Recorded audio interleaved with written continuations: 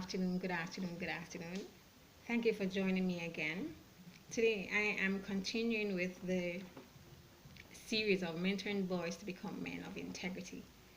And yesterday we had focused on absentee fathers, the impact of absentee fathers. Today I'm continuing with that on the impact of absentee fathers. However, I'm looking at it from a statistical perspective. I'm looking to see what the data shows on how our fathers have been impacting our, our children. Um, and I'll be looking at it from three countries: Jamaica, of course, Canada, and the US. So, in Jamaica, the female headed households have a larger proportion of children than the male headed households. The female headed households in Jamaica have a 30.1%, while the male led household have a 23.1%, which means that the female headed households have more children than the male led households. While in Canada, we see where the census report for 2016 shows that over a million children between the ages of 0 to 14 were living with single living within a single parent home, which means that the single parent homes are led by their mothers only. That unfortunately has been on the increase there. The single parent family, especially single parent mother led homes, are on the increase. That the percentage there is 81.3% of those over million plus children have been living with their mothers only. So those children have not been living with a father. Well, let us look at what it says in the US.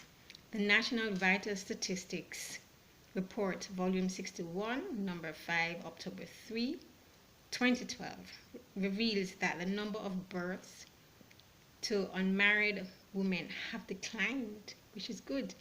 It has declined by 2% in the US during the period of 2010 to 2011. So therefore, the US has been seeing a significant decline of for children being birthed by single parent women.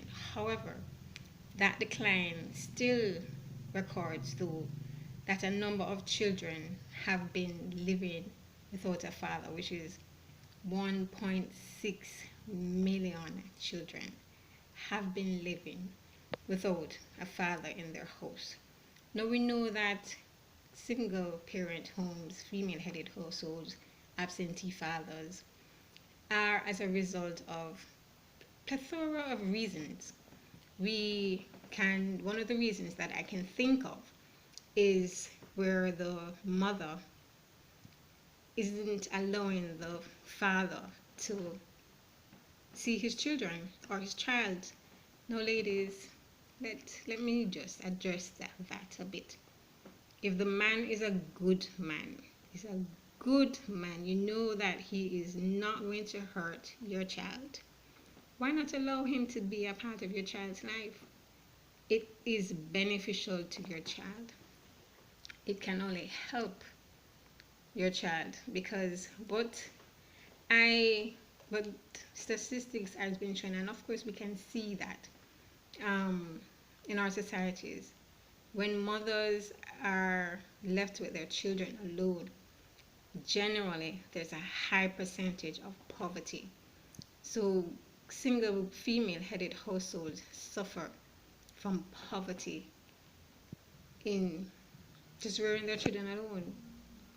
It causes poverty. So absentee fathers cause poverty to be bred within their child's home. We need to address this.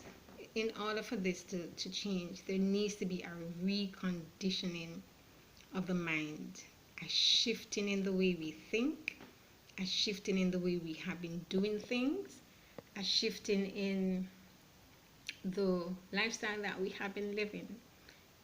What do I mean by reconditioning our mind?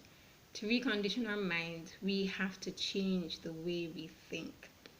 We have to change in how we do life. If both men and women know within themselves that they are not ready to become a parent, if a man knows that I don't want to be a father at this stage of my life, may I suggest it's a simple solution. Use a condom. Use a condom. Use contraceptive. Whatever means of contraceptive, let us use it, because when that child comes into the world, that child is going to suffer with not having a father around and a mother who is ill prepared to give the child all that the child needs. So may I suggest that we would change the way we think. Just simply use the protection that is needed. The other thing is that commit to overcoming the status quo.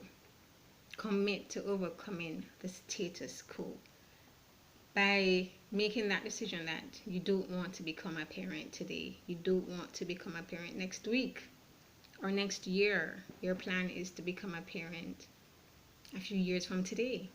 Commit to that. Commit to breaking that status quo. Commit to sticking to your plans, to your goals, to achieving the things that you want to achieve.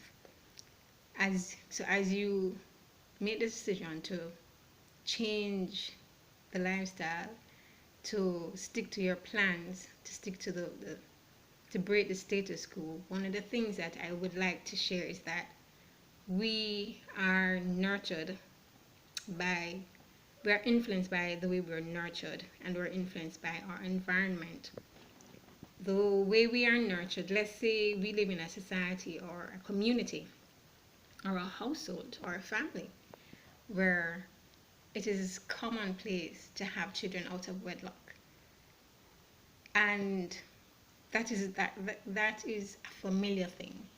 May I suggest that if you can't move away from that kind of influence, then change the way you are nurtured, meaning you are the continuous observation of seeing single parent households, seeing single parent families. You can change the way that has the effect that has on you by surrounding yourself with people who will influence the change that you want in your life. You can surround yourself with just people who think similar to you. They do not want to become a single parent, so therefore you find that kind of support system for yourself.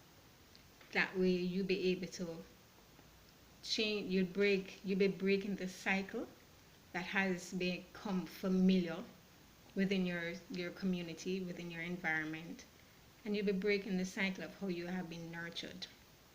So that is one way we can, those are some of the ways that we can recondition our minds.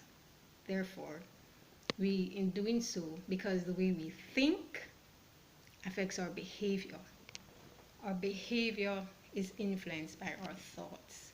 So if your thought pattern has been influenced by your environment and how you've been nurtured, change it so that the reconditioning can be effective and you find other ways of influence. Now I'm going to end this post for today, but may I encourage you to please purchase my book, Rise Up, Mentoring Boys to Become Men of Integrity. It's on Amazon.com, as well as I'm asking you to please like this video and subscribe so that you can see the remaining series of these posts on mentoring boys to become men of integrity. Have a great day. Remember, take care of yourself, be safe, keep well. You are your nation's best resource. Take care.